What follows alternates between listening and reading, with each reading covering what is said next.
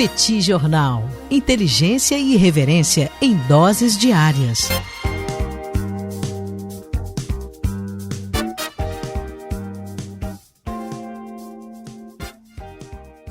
Olá, gente. Bem-vindos, bem-vindas ao Petit Jornal. Esse é o bate-papo número 1017. Estamos gravando numa live no YouTube do Petit Jornal. São exatamente 9 horas e 17 minutos da manhã de segunda-feira, 9 de fevereiro de 2026. Cá está a dupla de costume, a dupla que você conhece de cor. Tanguy, o Bagdadi animado, contente, preparado, revigorado, resiliente, retumbante, descansado, tarifado e preocupado. Segue preocupado o professor Bagdadi com os últimos acontecimentos internacionais. E temos também Daniel Souza, que é esse que vos fala. Ao longo dos próximos minutos, vamos repercutir os principais acontecimentos internacionais das últimas horas. Como vai, professor Bagdadi? Tudo bem? Vamos a isso?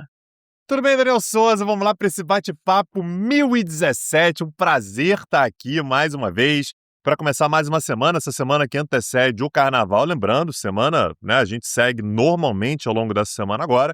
E a gente vem aqui para começar a repercutir os assuntos desse final de semana. Temos 2 eleições para comentar nesse nosso episódio. Deixo aqui as boas-vindas a todo mundo que acompanha a gente pelo YouTube, todo mundo que acompanha a gente pelo podcast. Um prazer ter vocês aqui. E Daniel Souza, a gente começa com o Japão. Tivemos uma eleição no dia de ontem, no domingo, dia 8 de fevereiro, lá no Japão, que deu uma vitória acachapante a Sanae Takaichi, né? Então, só para a gente lembrar, quem é essa Sanae Takaichi? Ela é primeira-ministra do Japão desde outubro do ano passado, desde outubro de 2025. Ela herdou o governo ali do Shigeru Ishiba, né, que era o seu antecessor, que renunciou. Ela é do mesmo partido. E ela adotou uma estratégia bastante ousada, Daniel, no momento no qual o seu partido vinha ali tendo problemas de popularidade, o próprio Ishiba, né, que era o seu antecessor, não era muito bem avaliado e tudo. Ela assumiu numa situação na qual o partido ele tinha que negociar coalizão para ver se conseguia a maioria para governar e tal, né, o tradicionalíssimo Partido Liberal Democrata, e ela adotou uma estratégia bastante ousada, dissolveu o parlamento e convocou novas eleições. Isso aí, Daniel, é uma estratégia que pode dar tudo certo, que foi o que aconteceu, como pode dar tudo errado também. Você pode ter uma derrota que reforça, né, a imagem que você tem ali de baixa popularidade, de ineficiência, de corrupção, que muitas vezes é associado também ao Partido Liberal Democrata. Mas o fato, Daniel, é que os japoneses foram às urnas, aliás, em condições muito complicadas do ponto de vista climático, né? Muitas partes do Japão tendo nevascas, temperaturas muito, muito baixas, estradas interrompidas. Então, imaginava-se, inclusive, se poderia ter uma abstenção bastante alta, o que não se confirmou. O comparecimento às urnas foi bastante elevado, né? Foi assim, pegando do ponto de vista histórico ali, foi consideravelmente elevado. E ela conseguiu, Daniel, só o partido dela, eu não estou nem falando de coalizão, tá?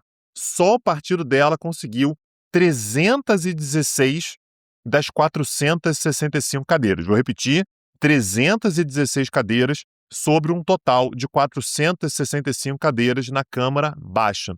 Só para a gente ter uma ideia, Daniel, se você consegue 233, você já tem maioria simples, ou seja, você já consegue controlar ali comissões, então para você aprovar orçamento, formular orçamento, tudo fica mais fácil. Com 233, ela conseguiu 316, ou seja, só com o partido dela, ela já consegue mais de 2/3 do parlamento. Você ainda soma, Daniel, a essas 316 cadeiras, as 36 cadeiras do Ishin, que é um partido menor, aliado nessa gestão agora da Sanae Takaichi. Então, a coalizão dela como um todo tem 352 cadeiras. Isso significa que a coalizão dela, Daniel, tem 75% do parlamento. Ou seja, Daniel, se a Câmara Baixa aprova alguma lei, se o grupo governista, né, na Câmara Baixa aprova uma lei e vai para a Câmara Alta, mesmo que a Câmara Alta vete essa lei, a Câmara Baixa, o grupo governista, né, a coalizão governista, tem força para derrubar o veto na Câmara Baixa. Ou seja, Daniel, nesse momento ela consegue aprovar com o partido dela qualquer coisa que ela queira, ela vai conseguir aprovar, não tem como ser bloqueado de forma definitiva pela Câmara Alta. Takaichi é extremamente poderosa e um elemento que é histórico, Daniel, por isso que o termo histórico aqui se aplica, é a primeira vez que isso acontece desde 1947. Isso não tinha acontecido, não tem um precedente recente de você ter um partido com poder tão grande quanto o que a Sanae Takaichi vai ter nesse momento. Então, num determinado momento, Daniel, assim que começou a gestão dela, havia uma certa sensação de que ela estava ali meio que de forma temporária, né? Tá passando férias aí, daqui a pouco vai cair. Isso vinha acontecendo com o PLD de maneira recorrente. Ainda tem uma sociedade muito machista, né? Ela é a primeira mulher a ascender essa posição de primeira-ministra, mas o fato é que nesse momento ela é extremamente poderosa.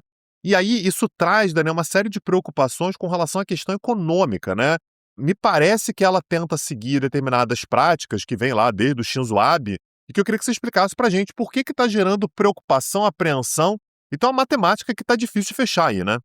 Tá difícil de fechar, Tanguy, porque a Takaichi, ela tem aí uma série de promessas bastante ousadas. E essa super maioria que você fez menção há pouco, aliás, uma maioria que o PLD, que é um partido que concentra o poder no Japão já há bastante tempo, nunca teve, gerou uma certa certeza de que ela vai poder levar adiante a sua agenda econômica sem maiores dificuldades.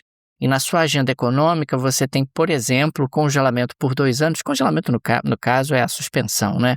Por 2 anos do imposto sobre alimentos. Paralelamente a isso, ela prevê uma expansão do gasto público, particularmente aumento expressivo dos gastos em defesa. Então, por um lado, você vai ter aumento de gastos e do outro você vai ter queda de arrecadação. A expectativa diante disso é um crescimento do endividamento do governo japonês. O Japão já é um dos países mais endividados do mundo em proporção do PIB. Não tem lá muita dificuldade para rolar sua dívida, porque o governo do Japão goza de uma altíssima credibilidade perante a sua população e perante a comunidade internacional. Altíssima credibilidade, claro, em termos relativos, comparado a outros governos. E isso acaba fazendo com que o país tenha conseguido alcançar esse nível de endividamento. De qualquer maneira, essa vitória tão expressiva da Takaichi acabou na prática levando a um aumento dos juros que estão sendo cobrados pelo mercado para financiar o governo japonês. Afinal, você está sinalizando para mim que você vai se endividar ainda mais e isso vai trazer crescimento do endividamento e, consequentemente, do risco de quem te financia. E esse é um aspecto que chama muito a atenção, porque o Japão é um país que tem muita poupança disponível. O Japão e a China são os 2 países com as maiores poupanças do mundo e, consequentemente, têm uma capacidade de financiamento muito grande. Como o Japão, historicamente, tem juros muito baixos, o que acaba acontecendo é que muita gente vai ao Japão, pega dinheiro emprestado e reempresta esse dinheiro em mercados onde os juros são mais altos. É o chamado carry trade. E daí? O que isso tem a ver? Se você tiver um ambiente onde os juros no Japão subam de forma expressiva, isso traz desdobramentos para o financiamento em escala global. Muita gente, inclusive, acaba tendo aí a sua capacidade de captação de recursos eventualmente fragilizada em um ambiente onde potencialmente os juros no Japão podem vir a sofrer uma escalada importante. Diante disso, você pode ter repercussões globais a depender do tamanho da expansão fiscal que o governo japonês leve adiante. Além disso, além desse juro mais alto no Japão, nós tivemos aí uma certa fragilização do iene, da moeda japonesa, que acaba sendo ali também uma referência importante para a relação externa do Japão.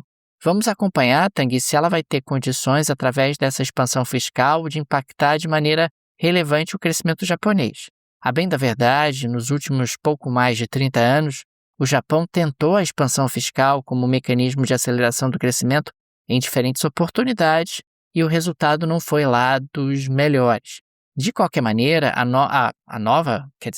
a renovada primeira-ministra do Japão, porque ela já era primeira-ministra, mas agora vai ter o seu poder renovado, ela não está tão focada no crescimento econômico, ela está muito focada na questão da inflação e do custo de vida das pessoas e, consequentemente, reduzir o custo de vida é importante, dentro de um contexto onde os alimentos estão mais caros.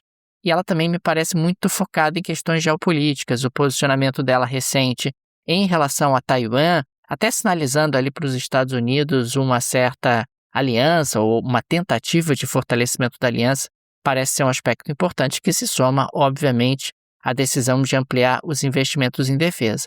Vamos acompanhar, mas me parece que o Japão, que é um país super importante, é o quarto maior PIB do planeta, depois de Estados Unidos, China e Alemanha, respectivamente, está tomando aí algumas decisões que certamente trarão implicações domésticas por vários anos, e nós podemos ter também algumas implicações internacionais, tanto do ponto de vista econômico quanto do ponto de vista geopolítico.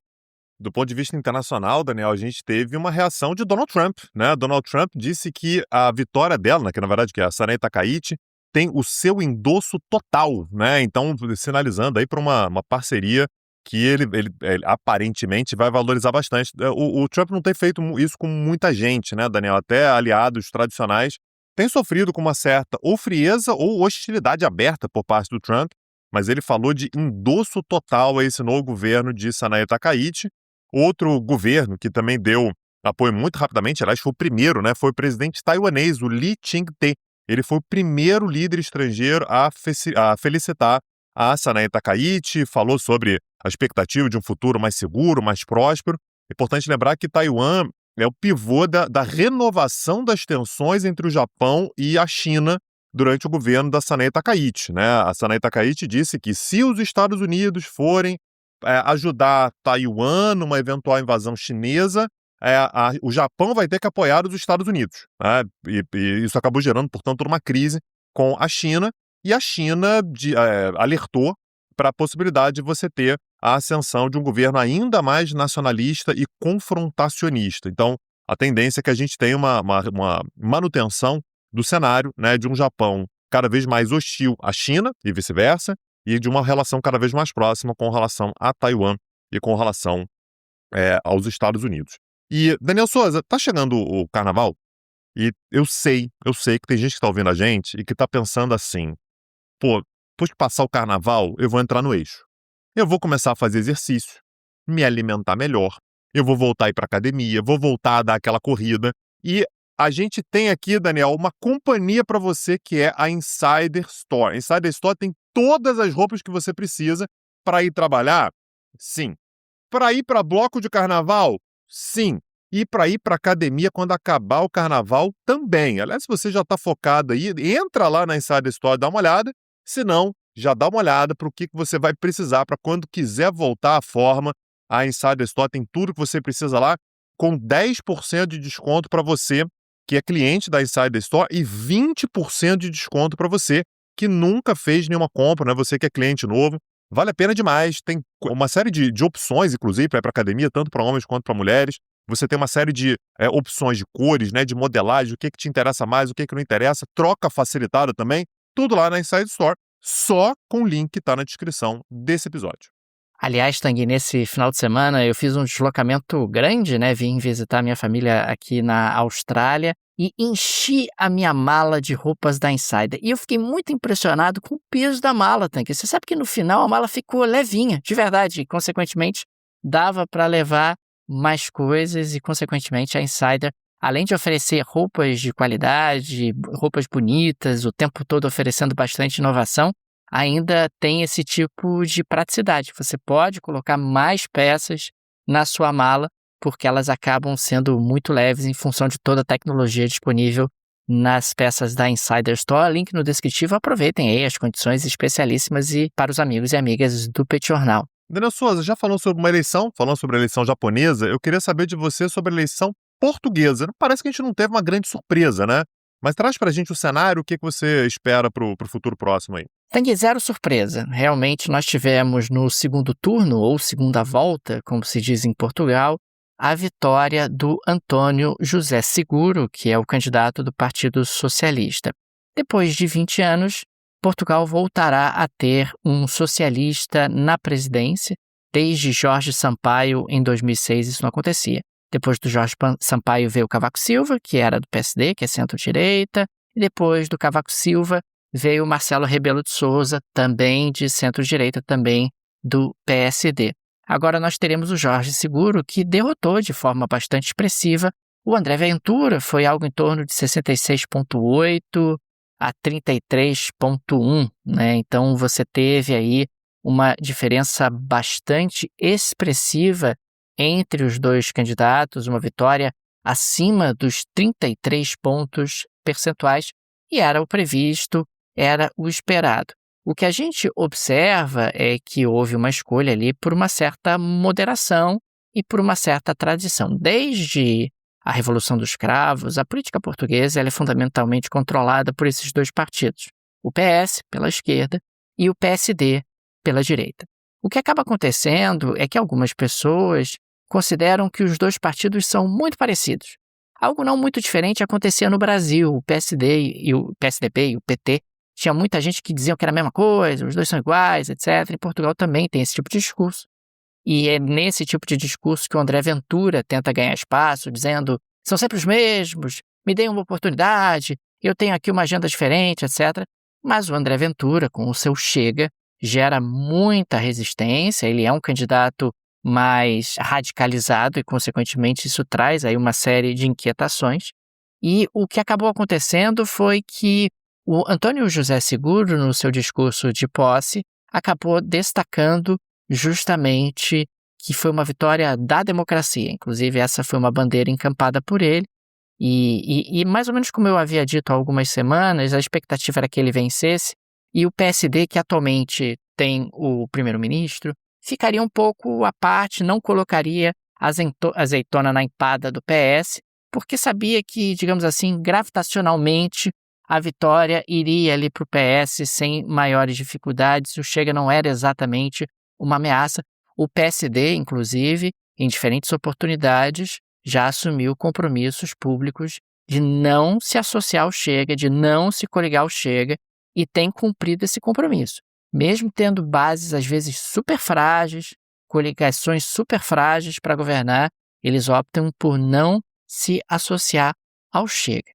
É sempre importante registrar que o presidente de Portugal tem poucos poderes, né? Ele fica ali no Palácio de Belém, todo mundo conhece Belém, Lisboa, é uma região da cidade bastante conhecida. Ele acaba sendo basicamente um árbitro institucional, é um mediador de crises políticas. Ele tem poder de veto, né, em relação a legislações aprovadas pelo parlamento. É claro que esse veto pode ser derrubado pelo próprio parlamento. E tem aí o poder de dissolver o parlamento e convocar eleições, que é a chamada bomba atômica do sistema político português. Quer dizer, se você tem ali algum tipo de crise, a coisa fica travada, o presidente tem esse poder, ele pode dissolver o parlamento e convocar eleições. Consequentemente, são poderes bastante limitados, tem inspiração claramente na monarquia constitucional portuguesa, embora ali na formação da República Portuguesa você teve gente que achava que não tinha nem que ter presidente, você teve gente que achava que tinha que ter um sistema presidencialista, e aí acabou optando-se, e de certa forma isso tem sido mantido ao longo das décadas, por um presidente, mas um presidente com poderes muito limitados, quase que um árbitro, um chefe de Estado, alguém que representa Portugal em diferentes situações, né, em eventos, visita países com os quais Portugal tem boas relações, etc. Mas é alguém que na prática tem muito pouco poder, mas a sinalização me parece clara, que o Chega tem força, o Chega tem aí uma representatividade importante da população, né, é inegável, mas não tem força suficiente para ser governo, não tem força suficiente para alçar voos maiores, pelo menos até o presente momento. Perfeito. Daniel Souza, segunda-feira de manhã, eu acho que a gente já tá precisando de um docinho para dar uma adocicada na semana. Você tem uma geleia para servir pra gente aí, cara? Ô, Tanguy, tem uma geleia. Você sabe que aqui na Austrália, rapaz, o pessoal tá considerando que foi feita uma homenagem, mas essa homenagem está pegando um pouco mal. Você tem uma moeda comemorativa, aliás, uma moeda não, algumas moedas comemorativas da Rainha Elizabeth II. É importante sempre lembrar que o dólar australiano tem ali a face dos monarcas britânicos, porque os monarcas britânicos são chefes de Estado da Austrália, até hoje. Embora você tenha ali o primeiro-ministro australiano, né, o Albanese, você tem também um governador-geral, o governador-geral da Austrália, que é um negócio meio colonial ainda, mas essa figura ainda existe, que é um representante do monarca britânico aqui na Austrália. Pois bem, fizeram lá uma homenagem, porque afinal Elizabeth II estaria fazendo 100 anos.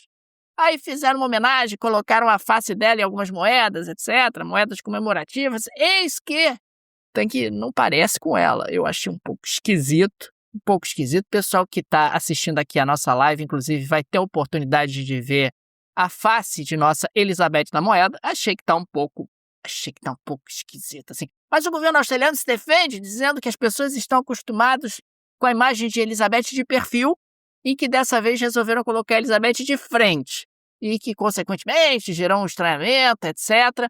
Mas, de qualquer maneira, tá dando muita confusão, Tanque, porque essas homenagens, às vezes, elas acabam saindo pela culatra, e é o caso dessa homenagem a Elizabeth II, né, que foi monarca do Reino Unido até o seu falecimento poucos anos atrás. Cara, eu tô vendo aqui, se você estiver curioso, você pode dar um Google aí, né, você que tá ouvindo a gente, ou então você pode ir lá no canal do Petit Jornal no YouTube. Aliás, pô, se inscreve lá no canal, né, já vai ajudar pra caramba a gente, né, tem bastante conteúdo que a gente cria por lá. Não parece mesmo, hein, Daniel Souza? Tá meio genérico essa imagem aí. Mas fica aí um abraço, né, pros australianos que querem fazer essa homenagem. Ainda tem uma outra questão, né, Daniel? Tem muita gente que acha que não tem que ter homenagem, né? Não tem que homenagear nada, enfim, não tem que fazer homenagem nenhuma. Então me parece que isso também se soma a esse estranhamento aí. É verdade, Tangue. Esse tema é um tema bastante polêmico na Austrália. Tem muita gente que acha que já passou da hora da Austrália se tornar uma república e cortar qualquer tipo de vinculação aos britânicos. Lembrando que até a década de 80 você ainda podia recorrer em processos judiciais a Londres. Quer dizer, um negócio assim completamente maluco se você pensar numa estrutura de um país grande, como é o caso da Austrália. Lembrando que as cores da Austrália são o verde e amarelo. Quem já viu a Austrália em competições esportivas sabe que não é aquela Union Jack, aquele azul, que é a bandeira oficial da Austrália, mas que é uma bandeira vinculada aos britânicos.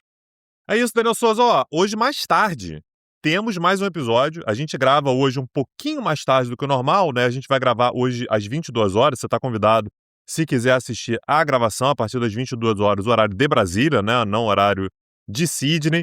Deixa aqui um super obrigado, um super abraço a todo mundo que acompanha a gente, todo mundo que está junto com a gente aqui ao longo do tempo, né, Daniel? Daqui a pouco a gente vai fazer 10 anos de podcast. A gente só está aqui por causa de vocês e deixar o convite também. Se você quiser saber mais sobre os temas sobre os quais a gente trata aqui, inclusive sobre a Austrália, né? Daniel está na Austrália nesse momento. A gente tem um curso só sobre Oceania e a gente está tendo um curso nesse momento sobre inteligência artificial. Então, você, tornando-se aluno, acessa lá petcursos.com.br.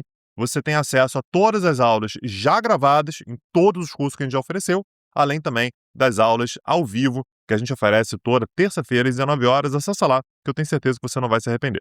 Fica aqui também o nosso agradecimento a todos os apoiadores e apoiadoras que ajudam na manutenção do projeto do Petit Jornal. Vocês são absolutamente fundamentais. Afinal, o Petit é uma mídia pequena, não tem qualquer tipo de ajuda de um grande conglomerado de mídia ou de uma grande produtora. É um trabalho bastante artesanal e, por isso, nossos apoiadores e apoiadoras são fundamentais e fica aqui o nosso agradecimento, o nosso carinho, o nosso abraço a cada um deles. Fica também o convite. Se você gosta do nosso projeto, se ele faz diferença na sua rotina, considere nos apoiar. No descritivo desse episódio tem várias alternativas. Tem a chave Pix.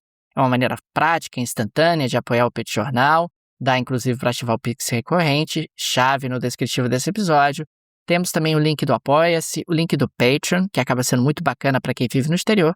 Tenho certeza que uma dessas alternativas será confortável para você. É isso, Daniel Souza. Ainda hoje, mais tarde, temos mais um episódio. Nos vemos, um abraço, até a próxima. Valeu! Tchau, tchau!